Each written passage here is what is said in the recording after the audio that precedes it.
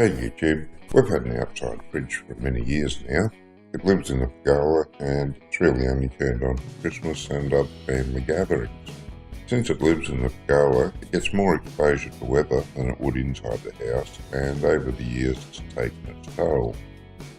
Sometimes the wind is so severe that it drives the rain in through the pergola and the fridge cops on with it. It's had light rust now for quite a while, but recently it has been getting more severe. The fridge itself works brilliantly, so my wife asked me to repaint it, and here we are. Well, as you can see, most of the rust is fairly minor, it's just a little bit of surface rust. There are a couple of deeper pockets of rust in there, and I'm going over it with the orbital sander just to get the worst of it off before I coat it with a rust inhibitor, and after that I'll give it a paint. Now, I haven't used any rust inhibitor or rust remover for many years.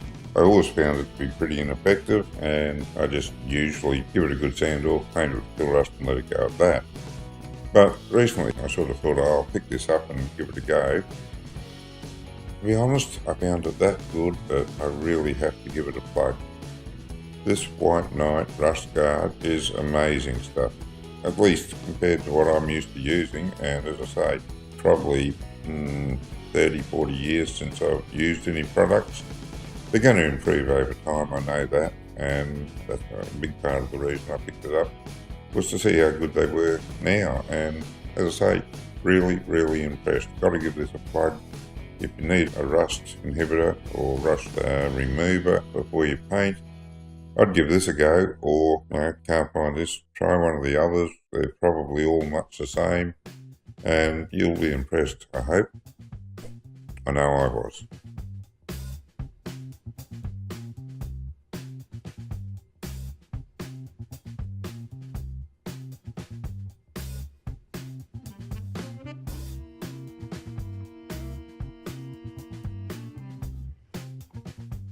I had some aerosol cans of gloss white here, so I decided to use them up on it, hoping that I may have got a complete coat on.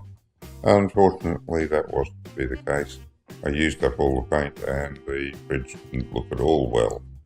I had to go and buy some more paint, and this time I just got a can to spray out of my Azito spray gun, because among other things I wanted to try out that spray gun on a reasonably large surface just to see how it goes. I suspected there'd be some problems because the droplet size is quite heavy compared to a normal spray gun which atomizes very small droplets. So anyway, here we go. I'm about to give it a spray.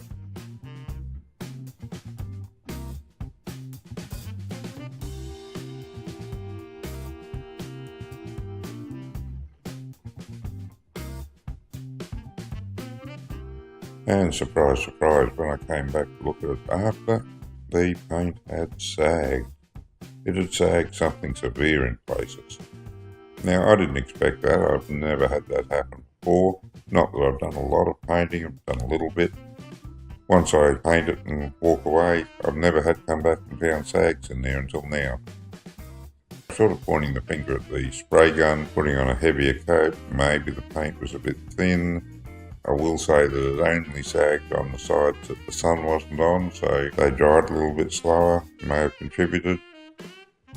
Got to have another strategy. Going to have to sand this back a bit more, get rid of those sags, and come up with another strategy to paint it. I think this time I'm going to take the doors off and I'm going to put it on the side on the ground, because a flat surface can't sag. So I'll paint it in a couple of goes, laying on the ground, flat surface, let that dry, turn it over, do the other side. Doors will be on the ground as well, paint them. Shouldn't get any sags that way. When it actually came time to do the job, I did take the doors off, but I decided to use my air-powered spray gun this time, so I left the fridge upright. I masked up the opening with old newspaper to keep the paint out of the inside, and I put the doors on the ground because they were in need of more paint than the body, and I wanted to apply it in one coat. By having the surface flat, I could do that without fear of sags or runs. As you can see from the video, the mist of spray from the air-powered gun has a much finer droplet size. This made it a lot easier for me to control the amount of paint being applied to any given area. Once I'd finished the doors and moved them out of day, I proceeded to paint the body of the fridge. This time everything worked as it should and I managed to paint it without sags or runs. I'm reasonably happy with the end result. I didn't fully sand back the original sags, so you can still see where they were if you look closely. On the other hand, they are hidden from view when the fridge is in place, so I'm not too annoyed about it. My wife is very pleased with the end result, and that's the main thing. So what's the verdict on the Azito electric spray gun? I certainly wouldn't use it for any job with large surface area that I also wanted to get a good finish on. On the other hand, it did do a good job on the pot wall project. I think I could see myself using it to paint a fence or something similar that doesn't have a very large surface area, or where the quality of the job isn't all that important to me and I can live with a few runs or sags. But for quality work, I'll pick up the air-powered gun every time. I hope I've managed to entertain and inform you for a few minutes, and thank you for watching. If you'd like to see more of my videos, don't forget to click like and subscribe. Until next time.